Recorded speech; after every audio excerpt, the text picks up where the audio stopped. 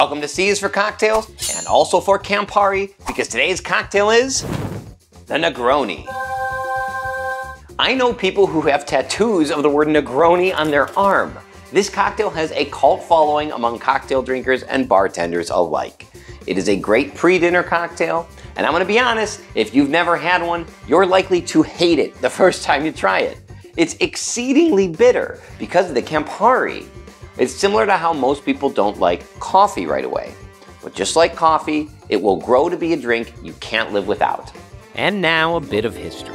The Negroni was likely invented in 1919 at Caffè Cassoni in Florence, Italy. It's named after Count Camillo Negroni, a well-known traveler who during his visits to England took up a liking to gin. Perhaps a little too much, as his friends and family took notice and became concerned, so he walked into Caffè Cassoni and asked the bartender to hide his gin in what at the time was a popular, low-alcohol drink, an Americano, which was sweet vermouth, Campari, and soda water. The bartender swapped the soda water for gin, and the Negroni was born. I used to work at a hotel bar, and once an evening, this angry old Italian man would come in and start screaming at me for a nip of Campari, which he always refused to pay for. Add to that fact that it's absurdly bitter, and it's no wonder I didn't love it at first. But it's grown to be an all-time favorite of mine, and I even asked for it to be available at my wedding. Campari is a bright red Italian Amaro, about 20% alcohol, and tastes like bittersweet orange, cherry, herbs, and clove. The second ingredient to balance out the bitter is sweet, and this is sweet vermouth, which is a fortified aromatized wine. This is Carpano Antica, which is my workhorse vermouth. It's slightly sweet and spiced, with notes of figs, raisins, cherry, vanilla, and orange peel. Finally, you need a gin, and a standard London dry gin like Beefeater works perfect. Now, let's measure out our ingredients, but a quick note about that. This is a jigger, and the most important bar tool you can buy.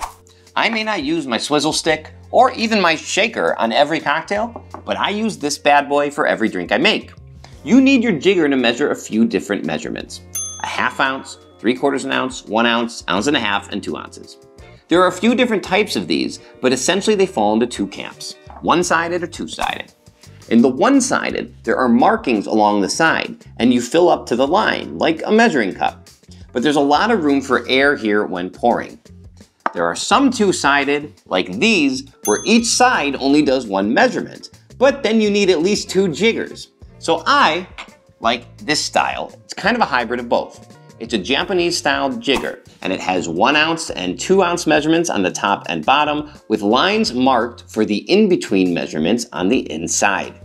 This allows me to only need 1 jigger for all my drinks, and it's a good combo of efficient and accurate for most measurements. One more note, I'm well aware that the US uses ounces and we're pretty much the only ones. So if you're international, I try to always put the milliliters as well on our recipes, and a lot of jiggers have these markings too. Back to our Negroni. Grab your mixing glass and add equal parts of each ingredient. 1 ounce Campari, 1 ounce sweet vermouth, and 1 ounce of gin. Stir until properly diluted, tasting as you go. Make sure you take the bite out of the cocktail, but you don't over dilute so it tastes watery. Strain over a large cube, drop in an orange wheel. Easy peasy. That is bitter, and that's just what it's supposed to be. But the balance of bitter with a little bit of the sweet, and then that body and that juniper component from the gin all work together really well. Perfect for pre-dinner. There are some fun variations to this cocktail too, one that recently went very viral. First, you can swap the gin for bourbon and make what's called a Boulevardier, a sweeter, richer version of the drink. Or sub the gin for Mezcal for a smoky version. Or make a Negroni Sbagliato, which recently went TikTok viral when Emma Darcy from House of the Dragon talked about it in an interview. This recipe swaps the gin for Prosecco. Add your sweet vermouth and Campari like usual. Then after you pour over the rock, top with Prosecco and mix lightly to incorporate.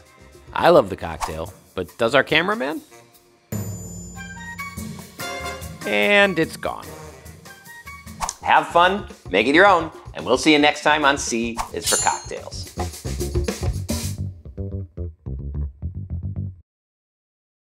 Hey, just a quick 15-second commercial to tell you about our Vino VIP Club. We're independently produced and we're supported by viewers like you. So if you have a moment, check it out. We do early access to all our videos for our VIP members, our YouTube videos, and our full episodes. We do monthly raffles and giveaways. We do quarterly Zoom hangouts where you get to hang out with me and chat. Members only videos that are exclusive to our members and a whole bunch more. So if you have a moment, please consider supporting. You can click the link above or you can head to viasforvino.com/VIP to sign up.